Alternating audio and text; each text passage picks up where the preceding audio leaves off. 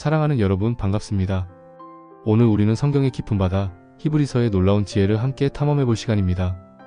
히브리서는 마치 신비로운 보물섬과 같습니다. 그 안에 감춰진 보물들을 하나하나 찾아가며 우리의 신앙을 더욱 굳건하게 세우는 귀한 시간을 가져보겠습니다. 자, 천천히 그러나 깊이 있게 히브리서의 세계로 들어가 볼까요? 우리가 살고 있는 이 시대는 참으로 혼란스럽습니다. 수많은 가르침과 사상들이 넘쳐나고 무엇이 진짜인지 무엇이 가짜인지 분별하기 어려운 때가 많습니다. 그럴 때마다 우리는 어디에서 참된 기준을 찾아야 할까요? 어디에 우리의 닻을 내려야 흔들리지 않을 수 있을까요? 예수님께서는 이미 오래전에 그 길을 우리에게 내어주셨습니다. 그리고 히브리서는 그 길을 가장 명확하고 강력하게 증거하는 말씀의 등대와 같습니다. 오늘 우리는 이 히브리서를 통해 흔들리는 세상 속에서 우리의 신앙을 굳건히 지키고 진정한 복음의 빛 가운데 거하는 지혜를 배우게 될 것입니다. 요즘 시대에 나타나는 여러 혼란스러운 가르침들을 보면 그 시작은 종종 비슷합니다. 우리가 특별하다. 우리만이 진리를 안다. 라고 속삭입니다. 질문하지 마라. 그저 따르라. 고 강요합니다. 심지어 가족이나 오랜 친구들의 말조차 듣지 말라고 합니다. 처음에는 친절하게 다가와 손을 잡아주고 따뜻하게 대해줍니다. 하지만 시간이 흐를수록 그 가면 아래의 본 모습이 드러나기 시작합니다. 두려움이 커지고 투명하지 않은 재정 문제들이 불거지며 잘못은 덮어지고 사람들을 공동체와 단절시키는 일들이 벌어집니다. 여러분, 이러한 길의 끝은 결코 밝을 수 없습니다. 진정한 복음은 우리에게 자유와 평안을 주지 두려움과 고립을 주지 않습니다. 저 역시 젊은 시절 신앙의 열정으로 가득 찼을 때 비슷한 모임에 참여했던 경험이 있습니다. 처음에는 모든 것이 좋아 보였습니다. 성경 말씀도 뜨겁게 나누고 서로 사랑하는 것 같았습니다. 그런데 어느 순간부터 말씀 자체보다는 특정 리더의 이야기가 더 중요하게 다루어지기 시작했습니다. 우리는 선택받은 특별한 존재다. 다른 교회나 공동체는 우리만큼 온전하지 못하다. 는 식의 이야기가 들려왔습니다. 헌금 또한 투명하게 공개되지 않고 뭔가 은밀하게 이루어지는 듯한 느낌을 받았습니다. 그때 제 마음속에 작은 경고등이 켜졌습니다. 이곳의 중심은 예수님이 아닌 것 같다. 이 모든 것이 확인 불가능한 이야기들로 가득하다. 얼마 지나지 않아 그 모임은 결국 흔들리고 어려움에 처했습니다. 그 경험을 통해 저는 한 가지 중요한 진리를 배웠습니다. 겉모습이 전부가 아니다. 중요한 것은 그 공동체가 맺는 열매이며 비밀스러움보다는 공개적인 투명함이 중요하고 사람을 따르는 것이 아니라 오직 예수님만을 따라야 한다는 것을요. 그럼 이제 이 모든 혼란 속에서 우리를 굳건히 세워줄 히브리서의 말씀 속으로 깊이 들어가 보겠습니다. 히브리서는 도대체 어떤 책이며 왜 우리에게 이렇게 중요한 말씀일까요? 히브리서는 한마디로 예수님은 모든 것보다 뛰어나시다는 진리를 선포하는 책입니다. 당시 유대교로 돌아가려는 유혹을 받던 그리스도인들에게 예수 그리스도께서 구약의 모든 그림자와 예언의 성취자로서 얼마나 탁월하고 완전하신 분인지를 논증하며 믿음 안에서 인내하고 담대하게 나아가도록 격려하는 말씀입니다. 히브리서는 마치 영적인 심장이 약해진 사람에게 활력을 불어넣는 강장제와 같습니다. 히브리서의 핵심 메시지는 바로 이것입니다. 예수님은 천사보다 뛰어나시고 모세보다 위대하시며 구약의 제사장들보다 탁월하시고 그분이 드리신 제사는 모든 율법의 제사보다 완전하다. 이 메시지는 오늘날 우리에게도 동일하게 적용됩니다. 세상의 그 어떤 가르침이나 철학, 종교도 예수 그리스도만큼 완전하고 영원한 구원을 제공할 수 없다는 것입니다. 히브리서는 우리에게 무엇을 체크하라고 가르칠까요? 첫째, 예수 중심인가를 체크해야 합니다. 히브리서 1장 1-3절은 이렇게 선언합니다. 옛적의 선지자들을 통하여 여러 부분과 여러 모양으로 우리 조상들에게 말씀하신 하나님이 이 모든 날 마지막에는 아들을 통하여 우리에게 말씀하셨으니 이 아들을 만유의 상속자로 세우시고 또 그로 말미암아 모든 세계를 지으셨느니라. 히브리서는 시작부터 예수 그리스도께서 하나님의 최종적이고 가장 완전한 계심을 분명히 합니다. 예수님은 우주 만물의 창조주이시며 하나님의 영광의 광채여 그 본체의 형상이십니다. 그분은 하나님의 본질을 완벽하게 드러내시는 분이십니다. 우리가 어떤 가르침을 듣거나 어떤 공동체에 속해 있을 때 가장 먼저 질문해야 할 것은 이것입니다. 이 가르침이 나를 예수님께로 더 가까이 이끄는가? 아니면 특정 사람이나 교리 혹은 어떤 특별한 경험에 묶이게 하는가? 참된 복음은 언제나 예수 그리스도를 중심에 둡니다. 그분의 십자가 희생과 부활의 승리 그리고 다시 오실 영광을 바라보게 합니다. 예수님 외에 다른 어떤 것을 구원의 조건으로 내세우거나 예수님보다 더 높은 권위를 주장하는 것은 모두 가짜 가르침의 위험 신호입니다. 그리스도인의 삶의 목표는 오직 예수 그리스도를 더욱 알아가고 그분을 닮아가며 그분과의 관계를 깊게 하는 것에 있습니다. 다른 무엇이 우리의 시선을 예수님으로부터 돌리게 한다면 우리는 즉시 경계해야 합니다. 오직 예수님만이 우리의 길이요 진리요 생명이십니다. 체크 1. 예수 중심인가? 이 가르침이 나를 예수님께 더 가깝게 하는가? 아니면 어떤 사람이나 다른 것에 묶이게 하는가? 둘째, 열매가 좋은가를 체크해야 합니다. 예수님께서는 마태복음 7장에서 그들의 열매로 그들을 알리라고 말씀하셨습니다. 히브리서 역시 믿음의 본질과 그 믿음이 맺는 열매에 대해 끊임없이 강조합니다. 특히 11장은 믿음의 영웅들의 이야기를 통해 진정한 믿음은 인내와 순종 그리고 소망이라는 귀한 열매를 맺는다고 가르칩니다. 아브라함의 순종, 모세의 선택, 라합의 용기 등 믿음의 선진들이 보여준 삶은 우리에게 믿음의 실제적인 모습을 보여줍니다. 봄에는 모든 나무가 푸르게 보이며 생명력이 넘치는 것 같지만 가을이 되어야 어떤 나무가 좋은 열매를 맺는지, 어떤 나무가 쭉정이만 남기는지 분명히 알 수 있습니다. 마찬가지로 시간이 지남에 따라 그 가르침이나 공동체가 정직, 겸손, 사랑, 그리고 책임감 같은 성숙한 그리스도인의 인격을 길러내는지를 우리는 주의 깊게 살펴보아야 합니다. 이러한 열매들은 성령의 9가지 열매 갈라디아서 5장 22-23절와도 일맥상통합니다. 만약 권력을 이용해 사람들을 억압하거나 재정이 불투명하게 운영되어 의심을 사거나 성적인 타락이나 영적인 학대가 발생하고 사람들을 공동체에서 고립시키는 모습이 보인다면 그것은 분명한 위험 신호, 즉 빨간불입니다. 진정으로 하나님께 속한 공동체와 가르침은 생명을 살리고 사람들을 자유롭게 하며 하나님께 영광을 돌리는 아름다운 열매들을 맺게 마련입니다. 체크 2. 열매가 좋은가? 시간이 지날수록 정직과 겸손과 사랑과 책임이 자라나는가? 아니면 권력 남용, 돈의 비밀, 성적 타락, 영적 학대, 고립이 보이는가? 셋째, 양 보호가 먼저인가를 체크해야 합니다. 히브리서 13장 17절은 너희를 인도하는 자들에게 순종하고 복종하라. 그들은 너희 영혼을 위하여 경성하기를 자신들이 청산할 자인 것 같이 하느니라고 말씀하며 리더십의 중요한 역할을 강조합니다. 이 말씀은 영적 리더들이 양들의 영혼을 돌보는 일에 얼마나 큰 책임감을 가져야 하는지를 보여줍니다. 예수님은 스스로를 선한 목자라고 칭하시며 양을 위해 목숨을 버린다고 하셨습니다. 요한복음 10장에서 예수님은 참 목자와 삭군을 분명히 대조하십니다. 삭군은 양이 자기 것이 아니므로 이리가 오면 양을 버리고 도망하지만 선한 목자는 양들을 위해 자기 목숨을 버립니다.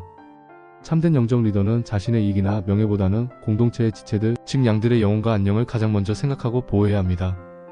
특히 취약한 지체들이나 피해를 입은 자들을 돌보는 일에 최선을 다해야 합니다.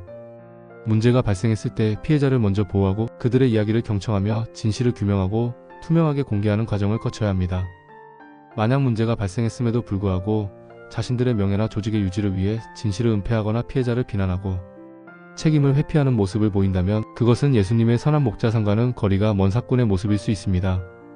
참된 목자는 양들을 두려움으로 묶지 않고 그리스도 안에서 진정한 자유와 사랑 안에서 성장하도록 돕습니다. 그들을 향한 사랑이 모든 결정의 최우선 순위가 되어야 합니다. 체크 3. 양 보호가 먼저인가? 문제가 생기면 피해자를 먼저 보호하는가? 조사와 공개가 바로 이루어지는가? 넷째, 해석이 공개적인가를 체크해야 합니다. 히브리서는 구약 성경을 매우 깊이 있게 해석하고 적용하며 예수 그리스도 안에서 구약의 모든 의미가 완성되었음을 보여줍니다. 이는 멜기세덱의 반차를 따르는 예수님의 대제사장 직분이 5-7장, 더 좋은 언약기 8장, 더 좋은 제사의 9-10장 등을 통해 명확히 드러납니다. 이것은 성경 해석의 중요성을 우리에게 가르쳐줍니다.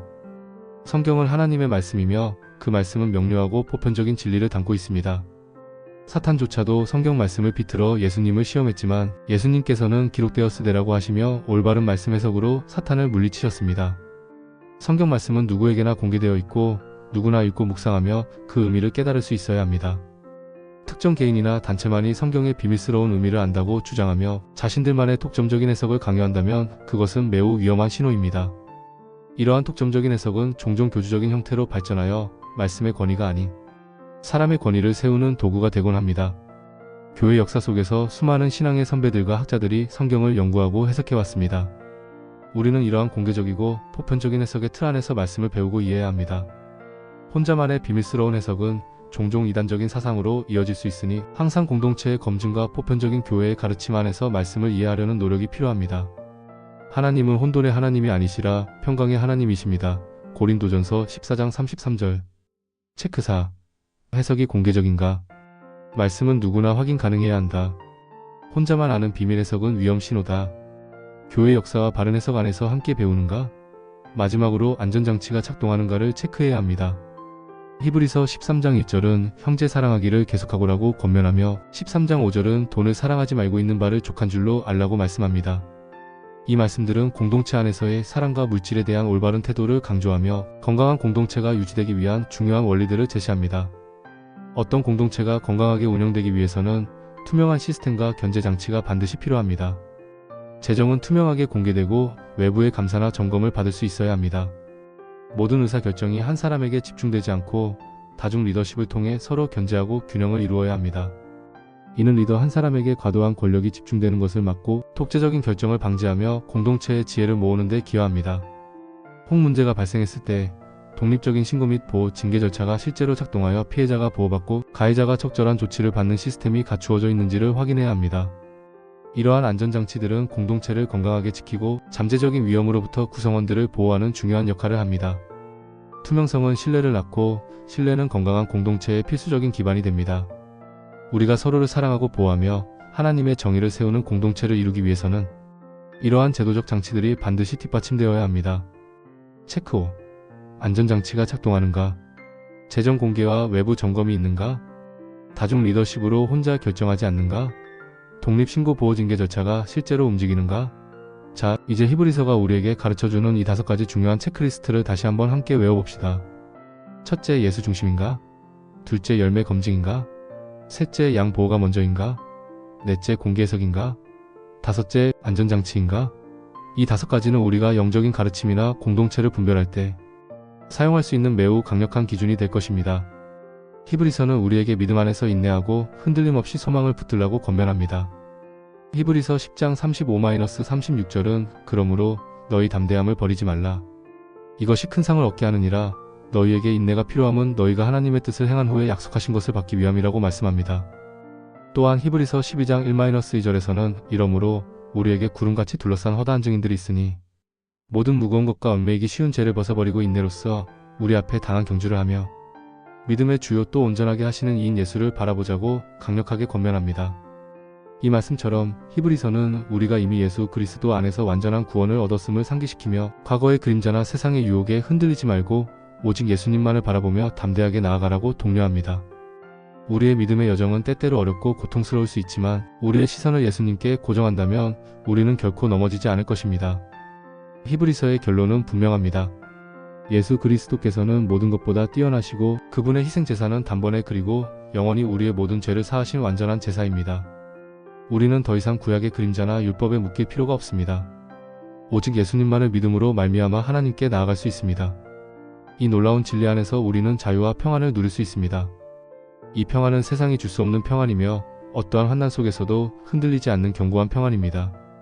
오늘 이 5가지 체크리스트를 여러분의 삶의 자리에서 적용해 보십시오. 가정에서 혹은 소그룹 모임에서 함께 이 질문들을 나누어 보십시오. 이 가르침이 예수 중심인가? 좋은 열매를 맺고 있는가? 양 보호가 가장 우선시되는가?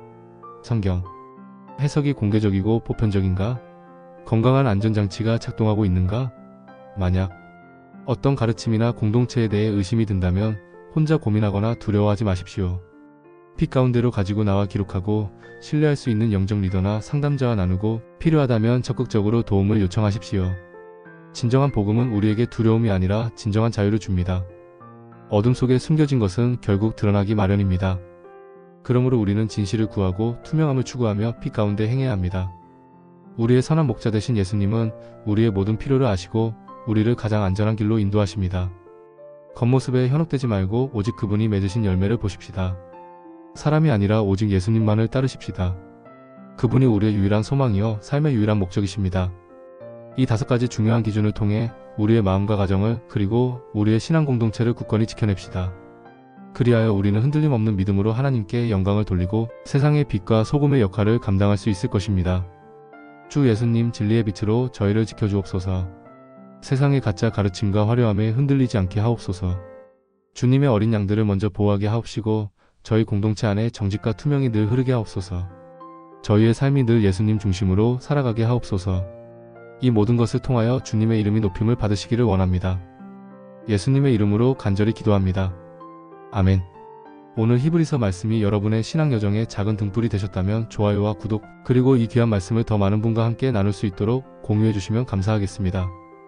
다음 시간에도 귀한 말씀으로 찾아뵙겠습니다.